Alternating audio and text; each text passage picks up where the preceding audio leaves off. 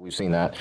So I'm a professional wood turner by trade. I worked in Vermont at the Vermont furniture maker Shackleton Thomas. And so one of the things I did, if you guys want to take a look at some of the things I've done or a little bit, you can pass some of this around if you'd like. That's okay. And maybe a magazine just to see kind of what I do. But I make bowls, I make boxes, I do a lot of spindle turned items, but I've been doing this for about 20 years. Ever since I left high school, I've been in the trades actually full time. But at this point, mostly just show people some education and talk about what tools are doing. And just to try to give a little motivation and just to make sense of things. So that's about it. So we're gonna turn this into round. As you can probably imagine, we're going to turn it. I'm going to use what's called a skew chisel. This is considered a tool that's really daunting or kind of difficult to use. I'm going to hopefully mystify that a little bit. After we turn this into round, I'm going to cut this in half on the lathe and then turn, either have a little project exercise or something else that'll be really fun to make that's actually quite difficult to make. So we'll do that here right now. Take the piece between centers from the headstock side, and X marks the spot, so to speak. So let me see if I can find that. Pretty sure I can. And we'll put this between centers using a 4-prong and a live center right here. And once the lathe actually gets spinning, we'll see that this really does pick up and goes pretty fast. I like to turn fairly quick, so we'll see that as well. But anyway, X marks the spot. I guess we're that far along. Also, if you guys want to take a look at the tool I'm using, this is the smaller version of the larger tool I'll use right now, which is a skew chisel. This is a tool that I designed with a particular company out there. But if you guys want to pass that around, that'll be good. It is sharp, so do be careful with that. It's very sharp, yeah. Definitely not like a flip-flop and sandals day. But anyways, we'll go between centers. I'm going to start out my favorite speed, which is going to be 0. It should be that I'm about at 0. This should not be spinning at around 3,000 RPM right now. Should be at about 0. So that's a good space to be in. And right between centers. And I'm going to show you firstly what would be considered roughing stock down using a skew chisel. So we're really going to make some shavings fly here. Don't want to put too much pressure between centers, just enough. And there we go. So now what I'll do is actually just rough this down.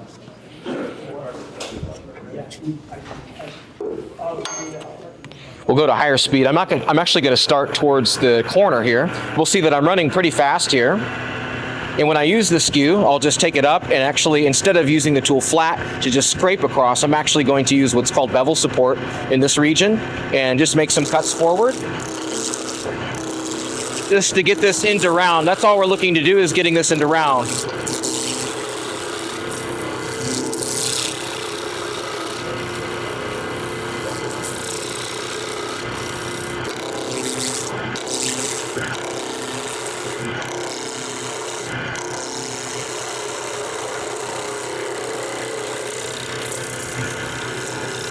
So this is just taking the piece down between centers. A little bit of bevel support makes a nice shaving. I can also go to the other direction. The point is to get beyond this stage. That's not so good. That's pretty rough. I want to get down into that sound right here. That's all I'm looking for right now.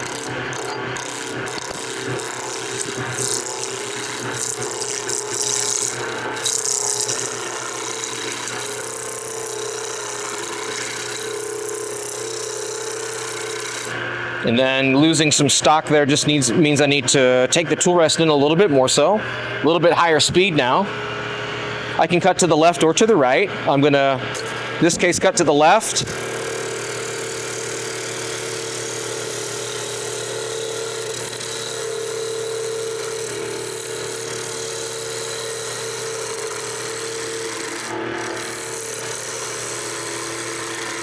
And then you can see a planing cut, which just means I'm going to start from one portion over here, take it all the way to the other side.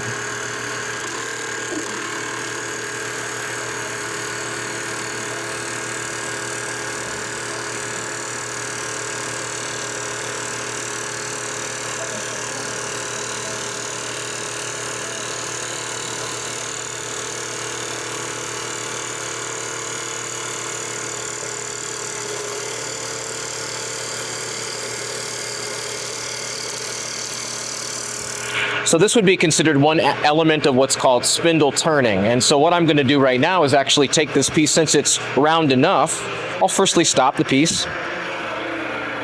But this is pretty fun to make some nice shavings right here.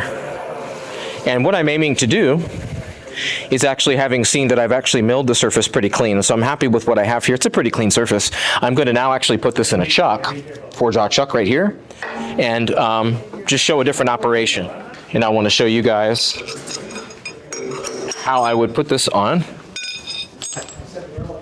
Well, here's my 4-jaw chuck. If I'm going to fasten something to the lathe, the 4-jaw chuck's a good way to do that. The one thing I have to be concerned with, though, is firstly removing what's called a woodworm screw. I'll probably get over to showing you guys how bowl turning works as well, but I just want to kind of go through a couple things. So this is the removal of a woodworm screw. We'll talk about what this is for in a little bit. Doesn't matter so much right now. But right now I just want to get this between centers again, but with the chuck as support. So done that. Go ahead and see if we can get this in. And then I'm just going to cut this piece in half, and we're going to make a really cool item that you guys could, I'll pass around for you guys here in a second. And I don't want this to be too tight. I want this to be tight enough that I can still move it in my 4 jaws, and this will allow me to actually center it from the other side. And once you can see there's some play there and movement. That's a good thing. Put a little bit of compression there. Now I can go ahead and cinch this down, put a full amount of compression on the fiber, on probably both keyholes. Now I'm in a position to be able to rough this down a little bit more, get beyond the square section, because now that I have round section, this is good enough to now be able to still keep working. Next stage in the process here. Back up to a fuller speed now. The whole point is that I can actually keep the speed at a higher place, higher speed, higher RPM, given that I've removed all of that stock right there. So this is allowing me to spin the pieces as freely as I'd like to at the moment. So we're basically going to get down to the smaller scale in a minute. Higher speed though first. Keep planing. You'll see that when I start a cut, what I don't do is this. I just don't take the tool and go this, like that, or this, or like that. I have to have some finesse when I apply a cut. So what I'll do is actually apply the bevel support here. And in this region of the shorter point, the shorter area of the tool, there's a longer point and a shorter point. I want to create a burnish. There's a burnish. Just doing it one more time, just for a little review.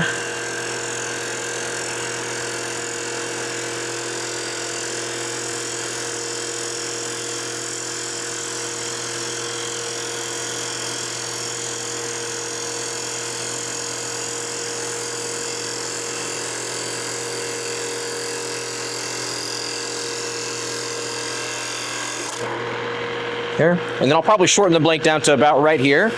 One of the other things that you can do in turning is do things like roll a bead with a skew. There's a long point going in. Maybe make about 3 or 4 cuts. Just show you guys a couple of other features with the skew in wood turning. This is the short point leading.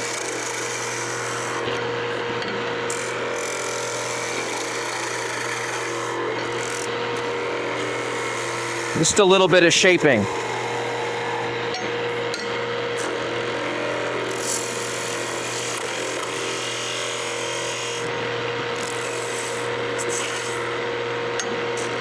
And just roll a bead.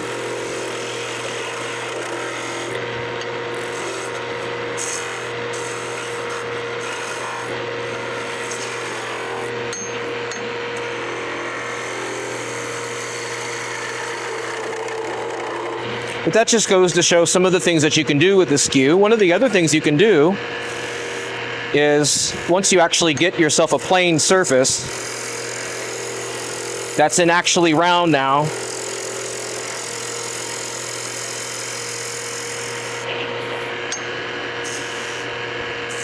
we'll just roll a little smaller version of this other bead that we created. Very similar actually, in terms of the process.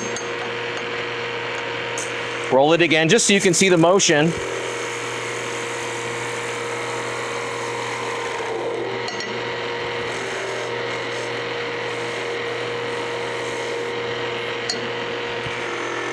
I like a nice round bead.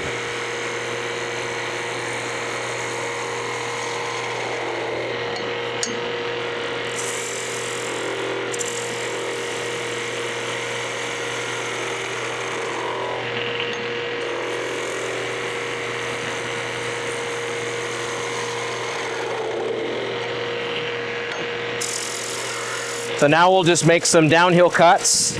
This is all going to be something that hopefully turns into what will be a little loose ring. And we're going to then take this down to the smaller scale. So there's just a cove.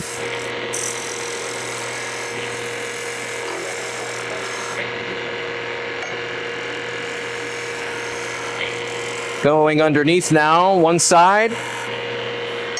Just showing a little technique.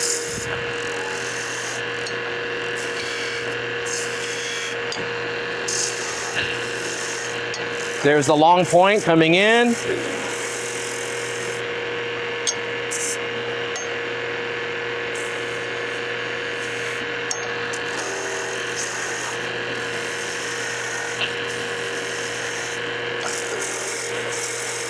And I bet you we can probably get underneath this bead now. There's a little raised bead. And I'll break it free from this other side.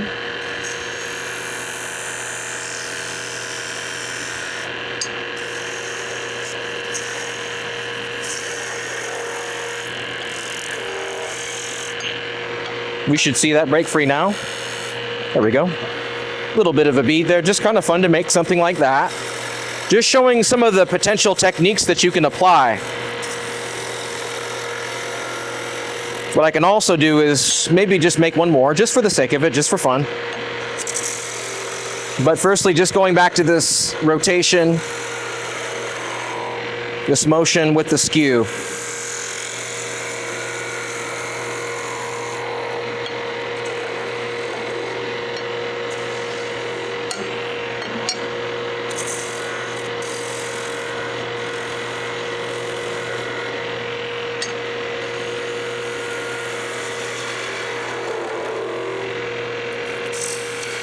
Little catch. And just a downhill cut.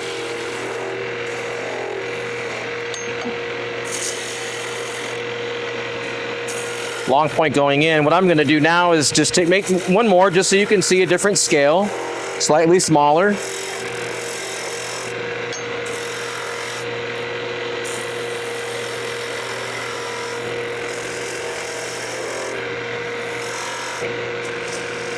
Overhand grip, there we go.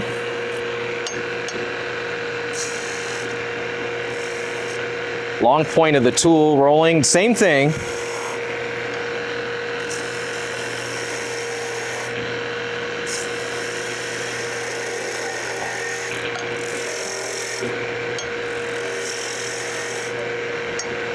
And we'll go ahead and go underneath. Again, other side.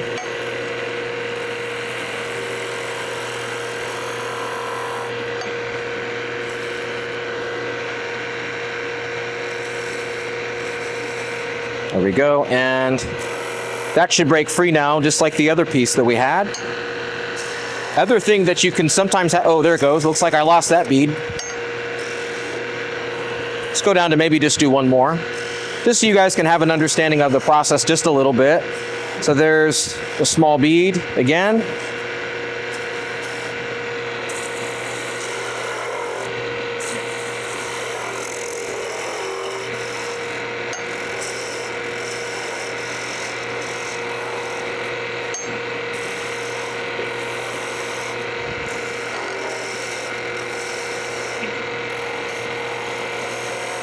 That's what I meant to do. There we go. You can also, if you're left-handed, this would be a left-handed cut on this side, is to come in this way. You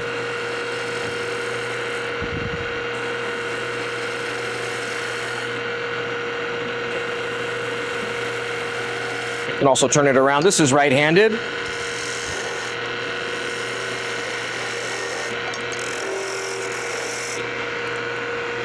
I'm now on a smaller diameter, so I'll just lower the tool rest just a little bit more.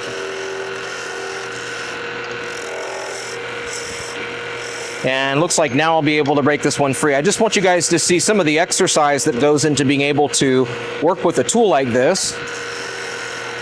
Now that I'm almost there, what I'm looking to do is break one more free here.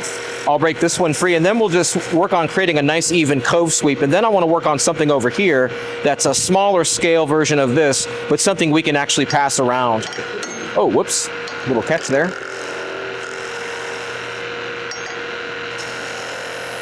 There we go. So there's another ring.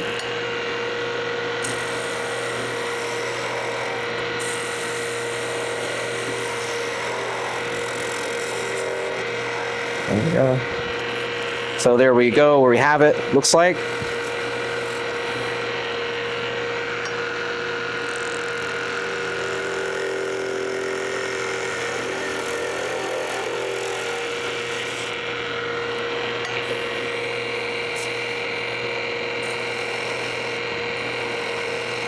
There we go. So that just goes to show some of the things that you can do with the skew, guys.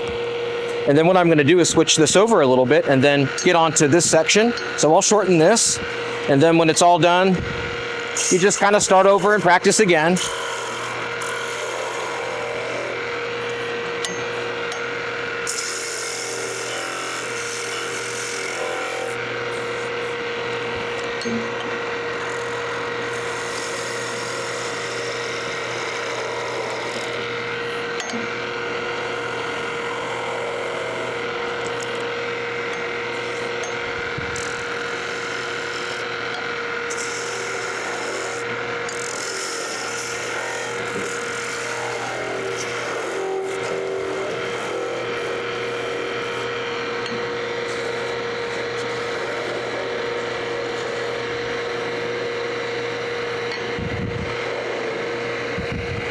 And we'll go ahead and move on to the smaller section here.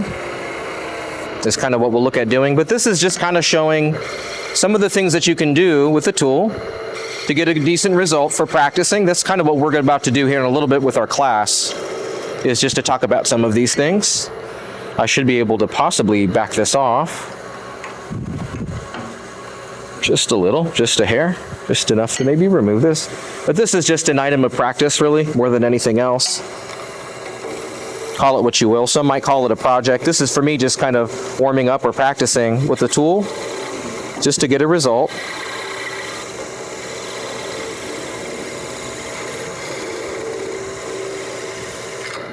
So just little things like that you can just kind of practice with, and that all goes to show good spindle turning.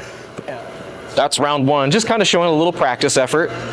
We'll speed the lathe up, but firstly what I'll do is actually put a tenon on this piece, or a dovetail.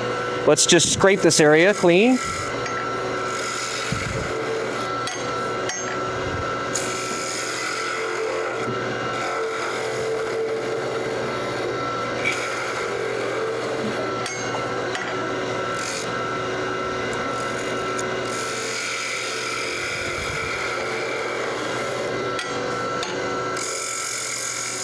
And there's my dovetail. I'll switch this around now, and I'm going to place the piece in the dovetail section into the jaws. This is often what I would be doing if I were to be working with just rough stock, and that's what this is, just rough stock. And now I'll go ahead and place the tenon section into the jaws here. We'll rough this piece down a little. I'm going to make a spinning top, guys, for you guys. Then we'll get on to another type of turning just to see kind of what's happening. Full speed ahead. That's running real fast. That's probably around 2,000 RPM, maybe higher than that. Move some things around.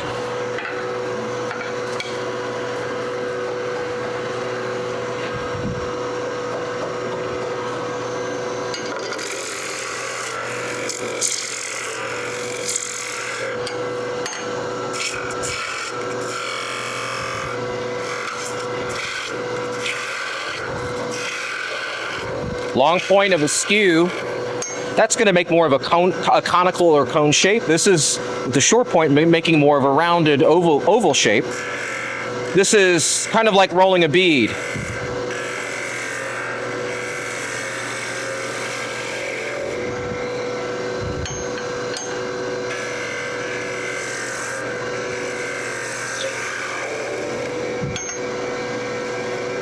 Looking to get rid of that hole mark right there. I think now I'll switch over to a smaller skew.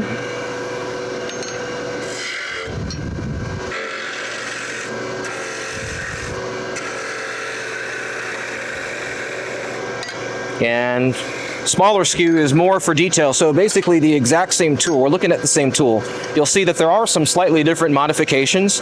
This one has a more prominent apex near my longer point. This is more of a square ground profile, but they're both convex. That allows me to, if I'm making a cut like this, keep the tool centered and at the body, as opposed to having to accommodate for more of a taper. And this tool, although it has a taper, it's still more square ground, yet is more round. So I find that it's a little less aggressive. That's why I use it. So now onto a smaller scale with the skew. I do probably prefer this size because it needs a little bit more finesse, and I like utilizing finesse. Here's a long point, rolling a little bit of a bead, long point coming in again now to create a little sweep.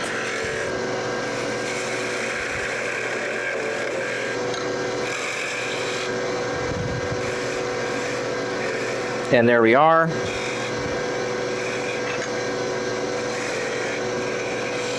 So it's just all shaping, all raw shaping. And there it is there.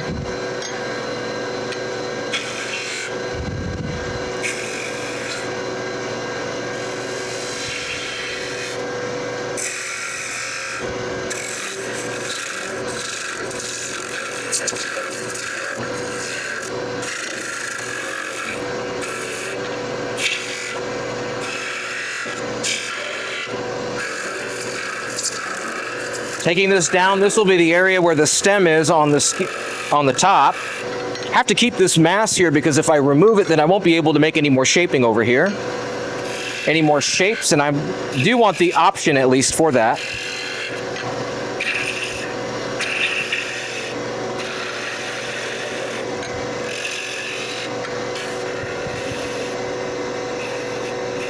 And there's just rolling another bead.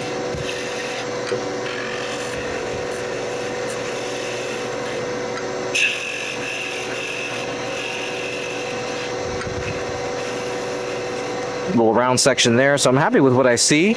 Lots of design. The beauty of wood turning is that you can kind of design as you go, oftentimes, unless you're working on a large work order. That's a different story altogether. But this is just kind of fun for me because I can just kind of play around a little bit, just to show what the tool's doing and what it's not doing. And in this case, it's doing some pretty good things. I'm happy with what I'm seeing. This should be a final cut right in here. And there's a little V-groove, and that's just kind of opening up a small base in this region. I'm happy with what I see. Final cuts out here. If I don't have the stock, I can't make these cuts. Not really possible. And in this case, looks like it's going okay. And my aim is to make something that's straight off the tool. It doesn't really need any sanding. It should be clean enough that it doesn't require that. Just now that I have the shape that I want, I'm really just looking at the final form of what's here. And I do believe that I have what I want in terms of form, so that's good. Let's go ahead and actually get over to the other section. The reason it's a good thing to have a couple sharp tools is that I can actually keep this aside for now and focus on just taking this stock down.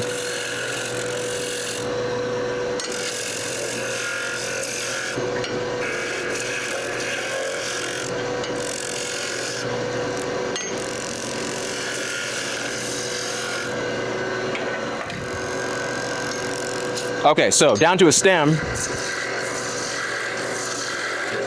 This is basically just roughing. This is planing, but it's roughing. Getting down to the smaller scale.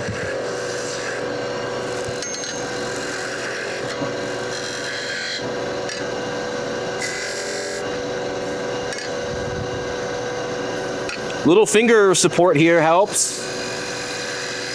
There it is. This should be a really clean top. If I don't have this mass, I can't make this cut. It's going to be too much vibration. Looks like we got it. And a little V-groove there just to kind of see something when we're spinning the top from the other side. Now, going back to where I was with the ring, or I should say the bead that we were cutting. Similar to that, I'm going to put a ring right here. I need to have clearance on one side and the other just as much, and it looks like I have it.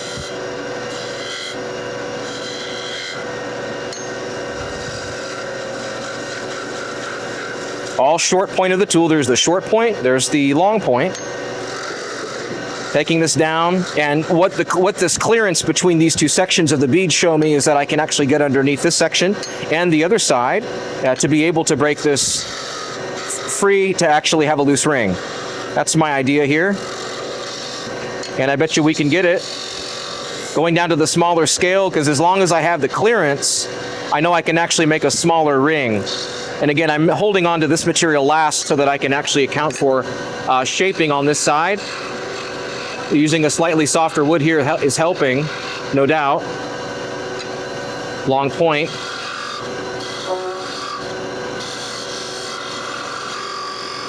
Is that?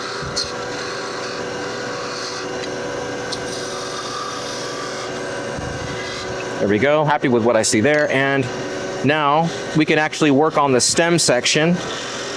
Bringing this forward, long point. Again, keeping this mass is important. Long point, short point, just a combination of both. When I feel these cuts, I'm feeling them in the body more than anything else. They're not too aggressive with my hands. It's more about just letting the tool do the work. Kind of have to dance around the lathe a little bit.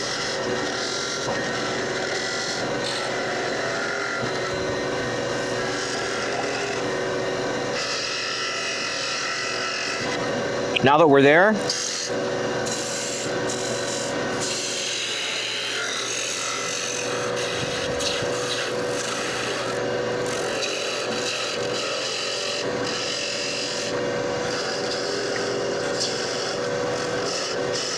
now I'm peeling in this region. Okay, so there's my ring. Hopefully we can break that free. I bet you we can. You can hear that vibration, just means I'm getting thinner. It's always a little bit of a concern when you're on the lathe.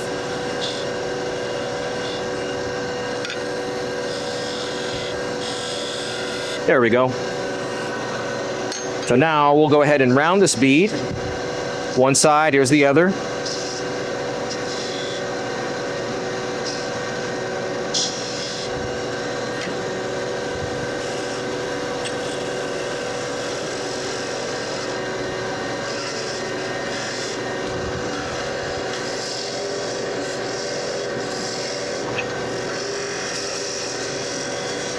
Lower the tool rest just a hair, and that helps me get to a better position to be able to break this free from the other side. If I start a little too high, this can actually put the kind of pressure that will crush the bead. It'll just kind of break off. If you made it this far, you got to be your own cheerleader and decide that you're going to stick with it and keep going. And there it is. Looks like we got it. There it is. There's a little loose ring on our stem.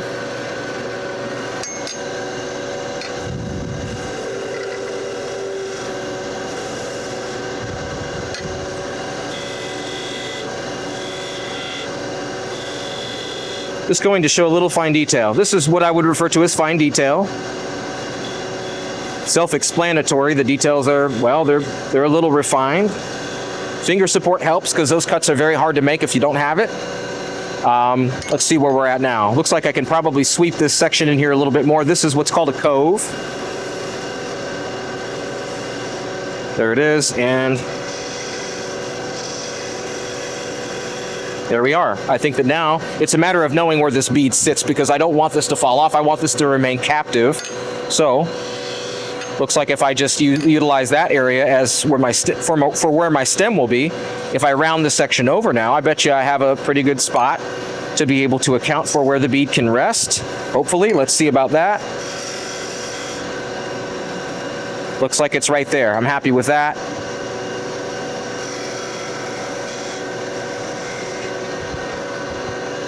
Now let's go a little thinner on my stem section here. Firstly, I'll just define some details. And maybe bring this in just a hair.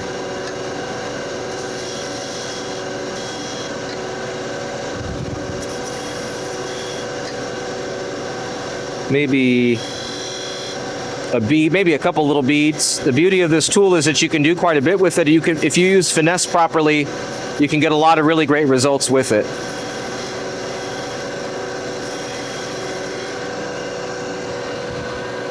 But yeah, that's a pretty finely detailed piece, and I'm happy to see that just kind of stay in that spot. That just means that what I have to do now is focus on a taper. And this taper will have a cove sweep, so it's not just a straight taper, rather it's a full sweeping cove. I better have finger support here or I'm gonna lose it. You can probably imagine I've lost a few. It's okay. And this just kind of creates a little bit more balance in the piece. And I think that in terms of balance, we have it. I think that that's okay. It's pretty extra in terms of all the detail there, but it's not bad detail. It's good detail. It is fine detail. And now that that is there, again, the thing that I have to remember, if I'm going to spin a top, this can't have a sharp corner on it. It has to be round and be able to fit into your finger to be able to actually spin. That looks like that'll work. That should be good. So now when I actually break this off, choke up a little bit on the handle.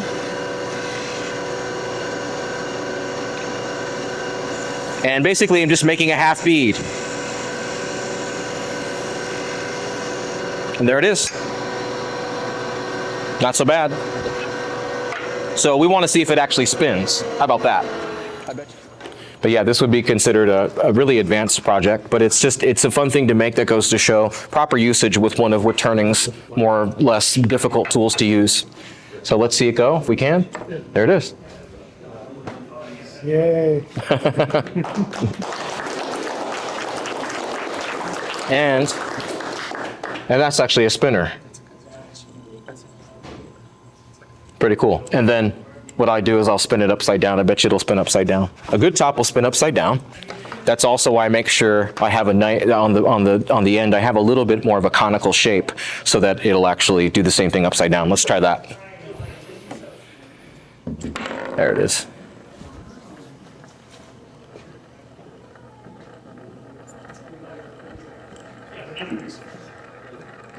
Very nice.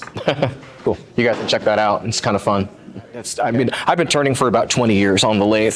So when I left high school, the first thing I did is get into turning. But that's something that you can all achieve. There's some really interesting things that you can do on the lathe.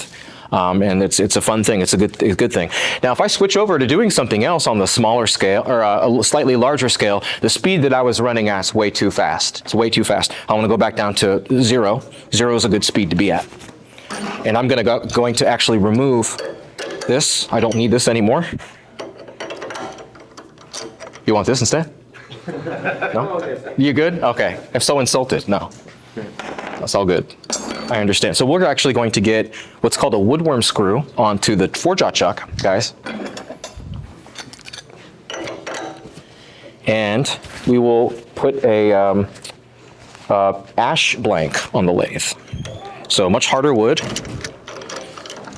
We'll go ahead and put this on the lathe, and I'll show you maybe a different application. Well, our grain orientation is quite a bit different now. So we'll go ahead and get this up there. I'll actually maybe lock this, or just get that going.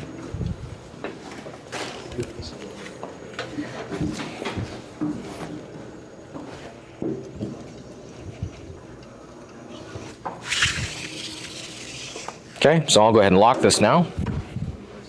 There we go.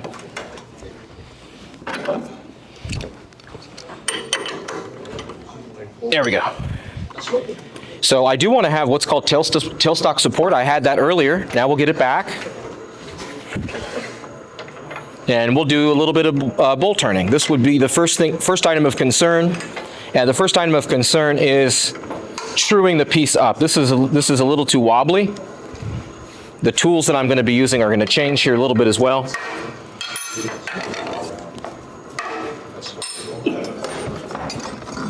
And I'll actually stick with what's called just a swept back grind here on a deep fluted bowl gouge right here, initially.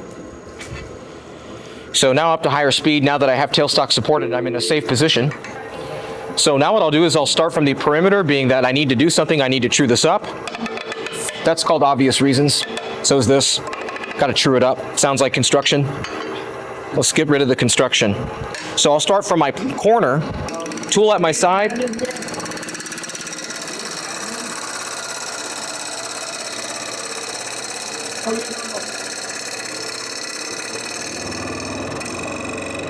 A little faster.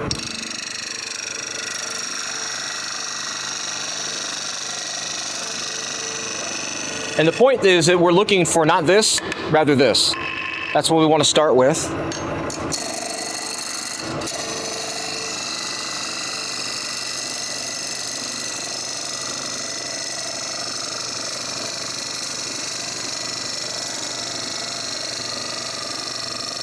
And I don't want to tear the fiber, so what I'm going to do is come back the other way.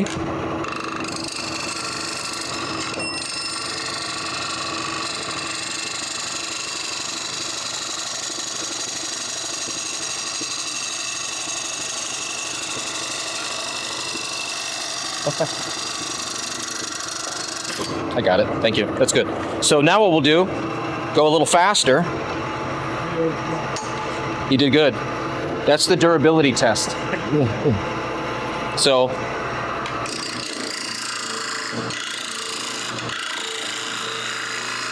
again, this is just truing up the surface. This isn't even a blank yet. It'll be a blank once I actually get a comparable surface here to this. And that's not what I want. I want this. So we're getting close. Other effort can be made with a different tool. I'll switch this out for a second. And this is just so you guys can see what I'm working with. You guys can pass that around. Sharp. Again, please watch your flip-flops and open toes. Don't do that. Higher speed. I can make a cut towards the center as well. I just need to make sure that I can close this gap a little. There we go. That's good. High speed is good. The cut that I'm actually aiming to get produces a much different shaving.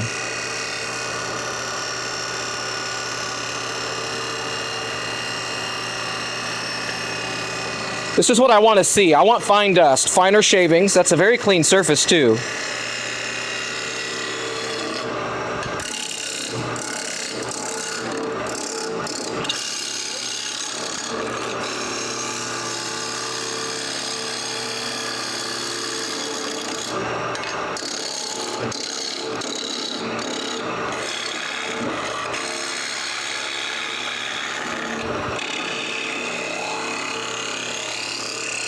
But this is basically what a blank is, which is to say that all of the vibration has been removed from the piece. As you can see, it's on the ground now. So this is the sound I want here. I also want this. That's what I want to see. That's what I want to hear. So let's make a nice clean cut in here and just again show the type of shaving I'm after, the type of surface that I want, etc.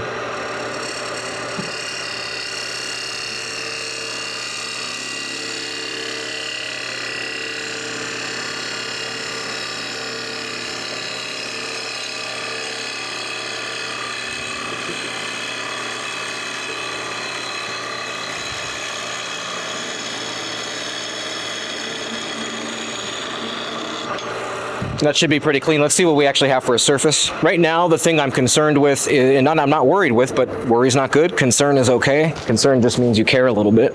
And in this case, I have a pretty clean surface actually. And right in here, that's not so bad. That's just a burnish mark. What I'm looking to do here now is actually create a form, being that I now have bevel support.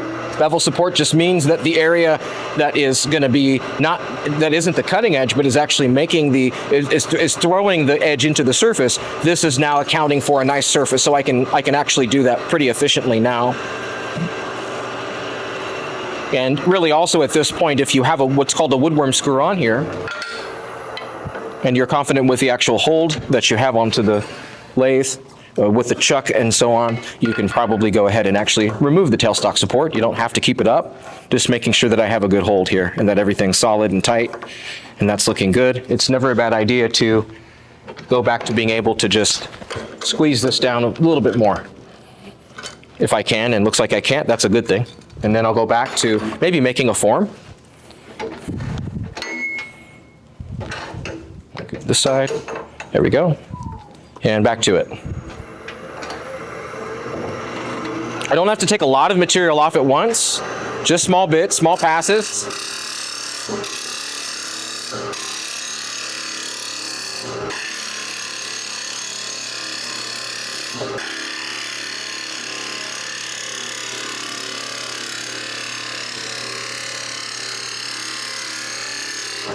Move that in a little bit. You always want to keep a gap of about maybe about 1/4 of an inch to 1/2 of an inch, and that's usually about all you need. I'm making what's called an uphill push cut, cutting up a taper.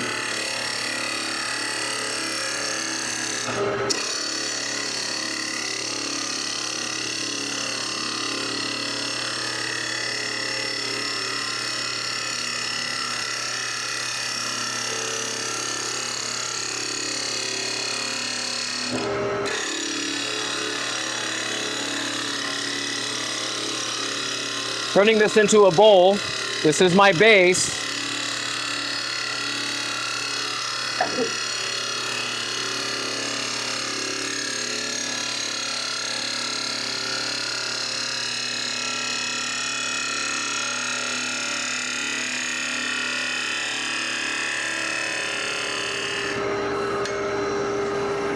Move that in a little bit more. As the taper widens, I'm going to go ahead and taper my tool rest a little bit more. So I'll probably put the piece on the lathe maybe about right in here in terms of a fixing.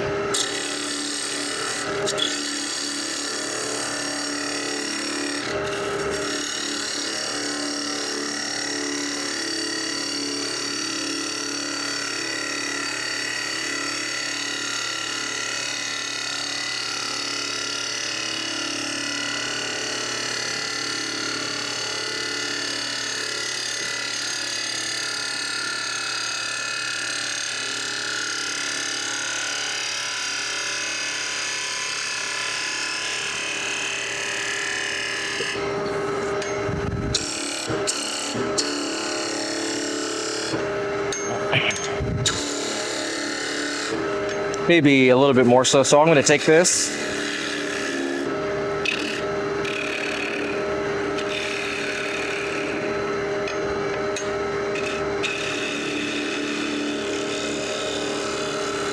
There we go.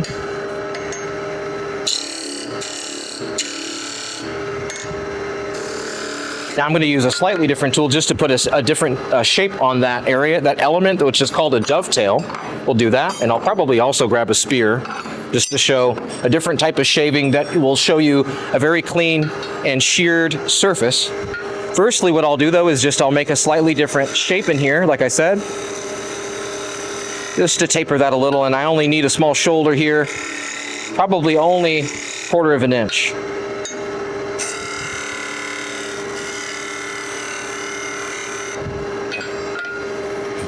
So let's go ahead and actually create a nice shape. This is a little bit too wide of a breaking curve to account for a nice shape for a vessel.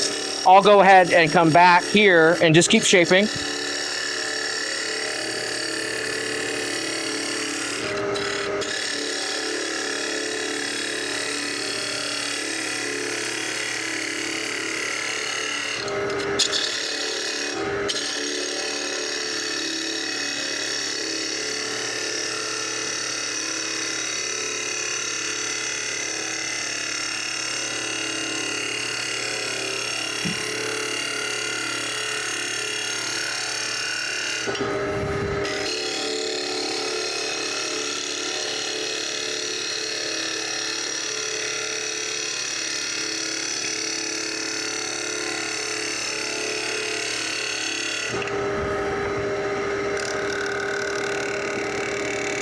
Other thing you can do, and what I'm just going to show, is that I have a little bit of a line right here, a little bit of a ridge. I want to go ahead and pick this up. What I'll do is not just take the tool and scrape into the surface. What I want to do is actually utilize this area right here. This is a micro bevel. I'll rub the bevel. This is kind of my last little sweep here before I take a look at the two types of surfaces I'm going to create. This is a burnished surface because of the bevel support. The other surface I'm going to create is going to be a scraped surface using a spear point. This is a tool I designed with a company called Robust.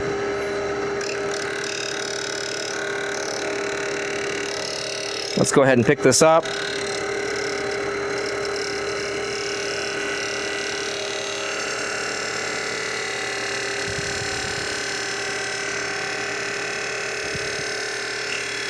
This is the shaving I want to see.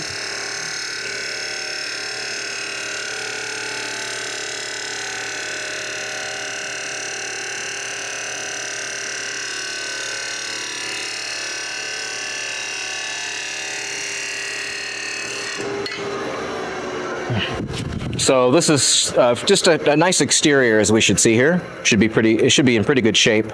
Should be burnished. And as we can see, that's a burnished profile right there. So that's straight off the tool. That's basically where I picked up the burnish mark to continue the line here. But what's nice is that when you look at the end grain fiber, you don't see any tear out. The only streak that you would want to see is something kind of like this, which accounts for picking up a burnish, and that's just a burnish mark. That would sand out with probably 320 or 400. So this doesn't really count as something that's a bad thing to see. It's not a bad thing. You might not want a burnished surface, though. You can also scrape a surface. The difference between burnishing a surface with a little bit more of a sheen on it is due to the bevel support and the high speed at which I'm turning. So now what I'll do is I'll just show it's just a kind of a different surface, same shape. Different tool. So I'm going to be using a spear, and I'm going to show you a very fine shaving. Also, something about being a wood turner means that you're a shavings connoisseur as well. Well, if I'm starting out and making these shavings, a thicker shaving, that's what you should see, because that's what gets the piece into round and on the ground. And then you transition into a finer shaving, and then there should be an even finer shaving that you create after. So maybe what I'll do firstly is, I think I'll just actually go into this, just being that we're limited on time. I'll show you some different cuts here. Now with this tool, there's two bevels. I'm cutting to the left. It means I'm going to use the left wing here. And I'll just go to show a slightly different surface that we can create. And the spear is a really lovely tool. So this would just be considered exterior work on a bowl profile. You see a little bead up here at the top on the rim. If I were to cut beyond that, I would create a tear on the face, and I don't want to do that. So when I make a very fine cut here, you'll see that the tool is not flat, but rather it's dropped and slightly angled. Now I'll move the tool to the left or up the profile. And you can see that there's a difference in the type of surface that I'm cutting because there's no bevel support. The heat is being utilized to go down on what's called the cutting edge or the rake of the tool, and it's producing this very fine shaving. This shaving, I'll tell you, is what you want to be looking for next in a bowl turning process. If you're at this stage making dust and a thicker shaving, that's not what you want. You want to be making this pile of shaving right there. You want to pass that around? It's okay. You don't have to return it to me either. It's okay. Yeah. But this goes to show that the difference in the type of cut is fairly present. I'll take this down a little further and maybe up to the center of the stock just so you can see the quality of the surface. And you'll also see that you can cut downhill with this tool. You can go uphill or downhill with it. But that's the shear again. Although this has a sheen on it, that's just from heating up the natural oils in the wood. This is just going straight down onto the rake. However, or the cutting edge, same difference. But what you would see is that if you look in this region, you see the different surfaces there. That's burnished. There's a scrape. I prefer that surface due to the way that I finish my pieces. Typically, when I finish something, I will put oil into the material when it's spinning, and I want to actually raise the grain. So you won't be able, and that's a good thing for a sanding and finishing procedure. This would actually act more so as a barrier to that. So I don't necessarily burnish, although it is a really great thing to practice tool control to get that surface, and you can still burnish with this tool. So there's some bevel support. There's a burnish.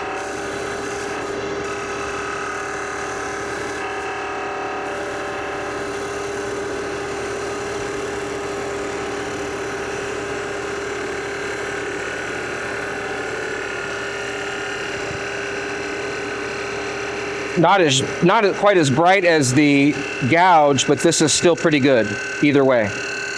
The nice thing about this tool is it cuts so clean, but you have to control it. It's not just the tool doing the work. You're really doing the work, but you have to be at a space to where you can allow the tool to function the way it is without constricting your body and putting too much pressure into the material. But these fine shavings are what you're after, a very fine shaving. And I'm taking off so little material. The beauty is that I can actually take off as much as I need to actually watch the form. Something that you eventually learn when you're turning a vessel in bowl turning is that instead of just watching what the tool's doing, you're watching the silhouette and the profile form itself. And the other thing is that I'm not necessarily looking for a perfect surface yet, because or a final form yet, because I still have another opportunity to shape this piece when I turn it around. I'm going to show you the function of what the jaws are for and how corresponding cuts and the second time to make your passes or make your final shape does exist. So that's pretty good for an exterior shape. I'm very happy with that. But again, this is the stuff that we want to see. Essentially, stuff that should float to the ground, should mostly float, not be so dense. But anyway, that's another variety of a very clean surface with zero tear out on it, where I could start sanding at a much higher grit. But that's looking pretty good for now. Another thing that you can do, another item of concern might be this, in terms of detail work, is that I could also roll a bead and show you guys how that works. I want to maybe change the entire culture of the surface, and just by way of applying a certain type of detail. This would be called rolling a bead. Let me put a fresh edge on this tool real quick. Quick enough. High speed still. What I'm going to do is practice rolling a bead. This is, as you can see, a different tool. This is a swept-back grind. This is so that when I make a cut like this, with the flute of the tool rolled over, that I don't have wings in the way. So overhand grip here. There's a 9 o'clock position. There's another right there. And basically, I'm looking to do something where I can roll some beads. 9 o'clock is where the flute is, about 9, and then I open it up close to 12, so that's 9. That's about 12 in terms of where the flute is positioned. So 9 to 10 o'clock, let the tool drift and roll it.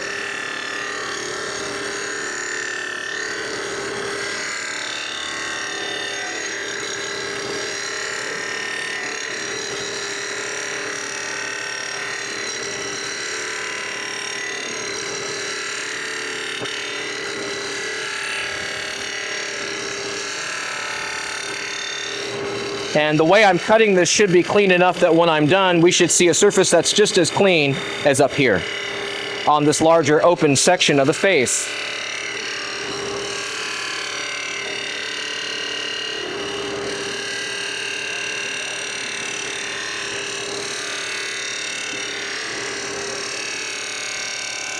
So this is just kind of another way to add some fine detail.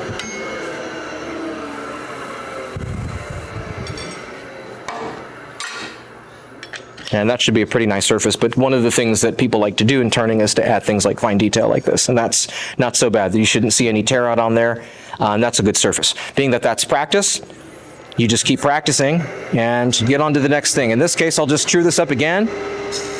I'm going to keep this section because I'm going to put this back on the lathe.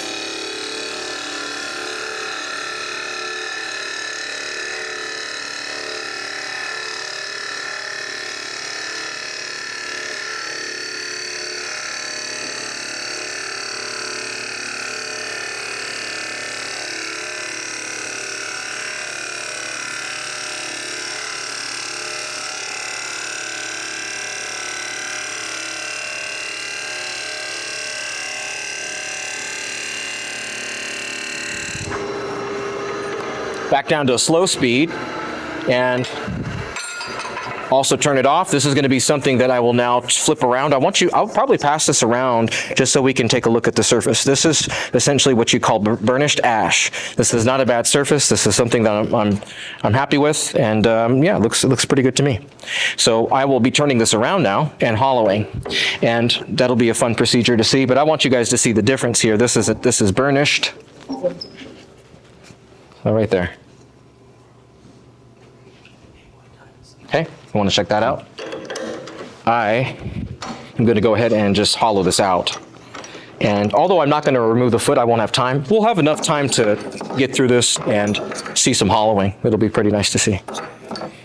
But this is one of the joys of wood turning, is to really get a very lovely surface and to make some shavings, just as many shavings as you make a clean surface if you can help it. We'll just get this in here. I typically line my grain up in a particular way, but I won't really go through that. That doesn't matter much. This is okay for the moment. And let's call that good. Now we'll go ahead and that's actually spinning pretty true, so I'm happy with that. It's not too bad. Up to a full high speed here. And I'm gonna true up the face. This is considered the side grain face. Do that.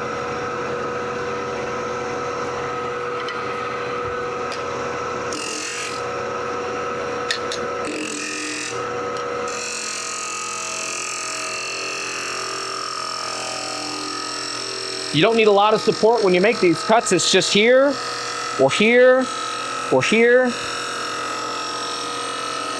And I'm not pushing into the material so much.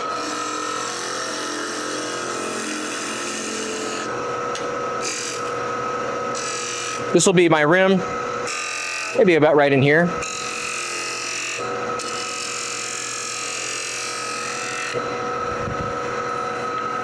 And I'll lower the tool rest just a little bit so that when I go to do some hollowing, I'm right at the dead center. So here we are, high speed. Hollow in a little bit. Oh, sorry.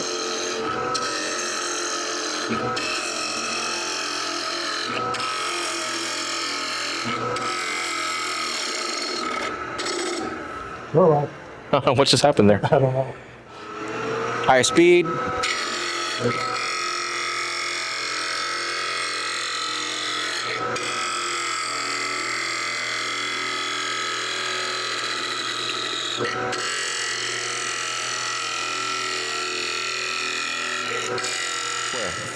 So I'm going to round this rim a little bit. Jeez. Yep.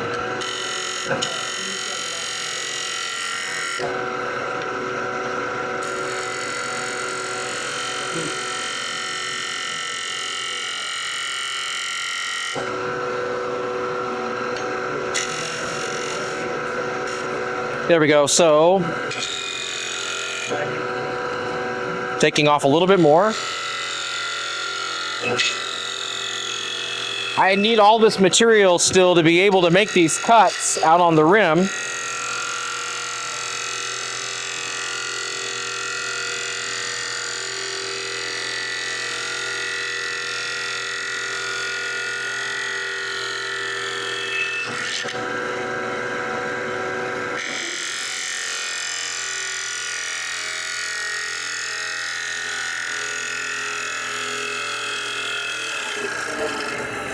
Well, I guess it just wants me to show the upper portion of the hollowing. But either way, the thing to see here is just the cleanliness of the surface. If you look at my exterior here, I'm basically creating an even burnish on both sides of my particular bowl right here. I'll turn that down and maybe I'll even be able to get further than that.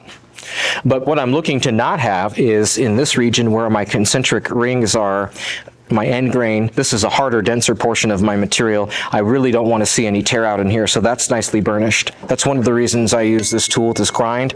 If you were to use something like this, this is going to shred the fiber, and because you don't have bevel support, not near as much, at least this is actually going to get you in there, but also to turn very clean. So turning ash is really a wonderful thing to work with. I like working with ash. Let me go ahead and turn this on. Hopefully you still go. Thank you. So much fun.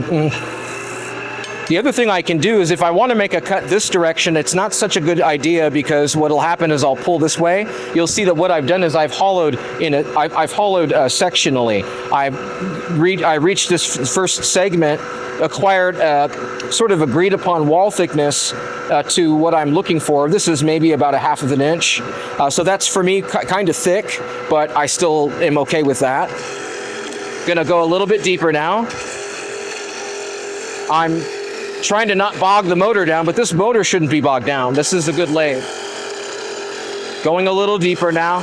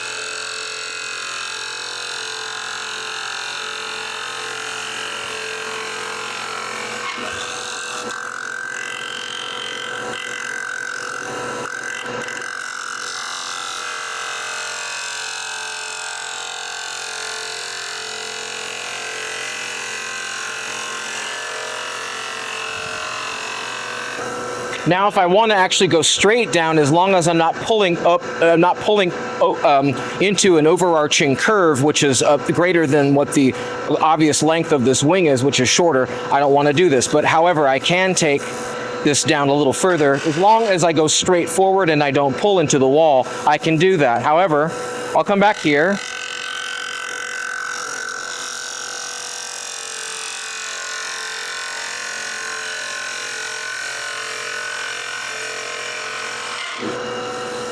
It's kind of a final surface in there. I'm happy with that.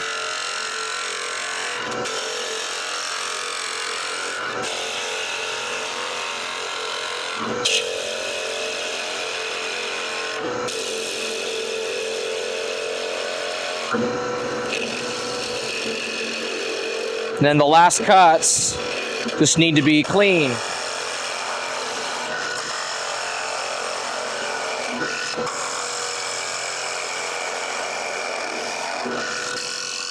Finding the bevel support.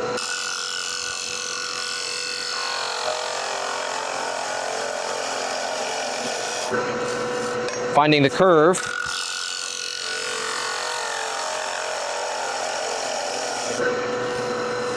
That's it.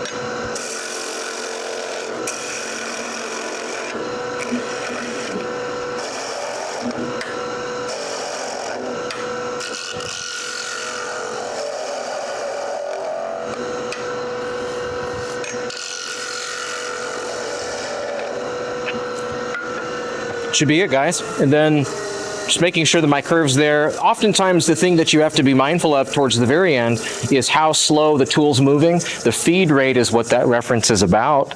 And nice interior there, though. You will not find tear out on this vessel at all. I will firstly just go ahead and just make sure that I feel a little dip there. That's not what I want to feel, so taking off just a little bit more. There we go. We got it. So guys, that just goes to show a few things. Be dealing with just kind of some stuff and things that you can make on the lathe. So I want you guys to take a look at this, and you will see a burnish mark on the outside, which is acceptable, but you won't find tear out on this vessel. So you guys can take a look at that. I don't know if we can see. There you go. Just had a master class in turning in 1 hour. Not so bad. Well, you guys have questions, comments, concerns, whatever, it's all good. I know that these things are this is real particular stuff, and it's good to just know that you can start somewhere and get into it. So wherever you start with a question, there's no such thing as a right or wrong question or anything like that. That's all good. You were saying? You were asking? Yeah. Did you just use like the bandsaw to cut that off? No, for the base, what I would do is I would create another fixing that would allow me to shape and blend the base section into what would be beyond the foot, where the area I was actually holding the piece from, and I would blend it either with a curvature with a sweep on it, or I might make the base round, or I might make the base smaller, but I would do something to accentuate the foot differently. Good question, by the way. Good question. Yep. So yeah, that's about it, guys. Just wanted to share a couple things with you and just show you some processes in wood turning. Yep.